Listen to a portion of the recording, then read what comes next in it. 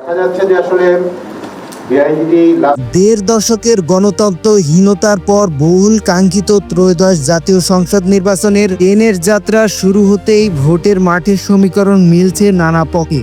12,61,00,000-এর বেশি ভোটারের গতি প্রকৃতি কি হবে সেসবের অঙ্ক মিলাতে ব্যস্ত সবাই। জটিল সমীকরণের সহজ হিসাব নিয়ে রাজধানীর শেরেবাংলা নগরে আসন্ন নির্বাচনের জরিপের ফলাফল প্রকাশ করেছে বিএআইজিডি ও সংস্কার বিষয়ক নাগরিক প্ল্যাটফর্ম ভয়েস ফ্রম। সংস্থাটির যৌথ জরিপে উঠে আসে নির্বাচন ও সংস্কার প্রশ্নে 51% মানুষ পূর্ণ সংস্কারের পরে জাতীয় নির্বাচন চায়। তবে 48.50% মানুষ কোন দলকে ভোট দিবে সে বিষয়ে এখনো সিদ্ধান্ত নেয়নি, আর ভোটে অংশ নেবে না 1.70%। গত বছর অক্টোবর মাসেও এ নিয়ে চালানো হয় জরিপ। তবে 8 মাস পর একই জরিপে দেখা যায় বিএনপির ভোট কমেছে 4%, জামাতের ভোট কমেছে প্রায় 1%, আর এনসিপির ভোট কমেছে 0.8%।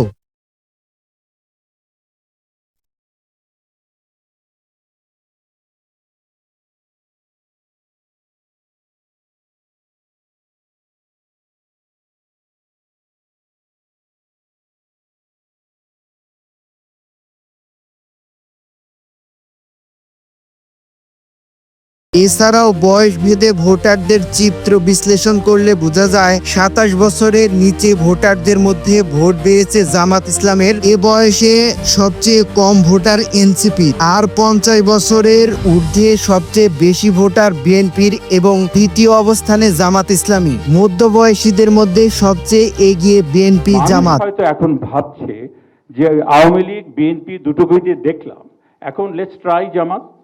মানুষ কিন্তু সেটাও ভাবছে, সেটাও মাথায় রাখতে হবে। ইন্ডিপেন্ডেন্ট অফ জামাতস মোবিলাইজেশন, মানুষ নিজে থেকেই সিদ্ধান্ত নিচ্ছে একটা তৃতীয় শক্তিকে এবার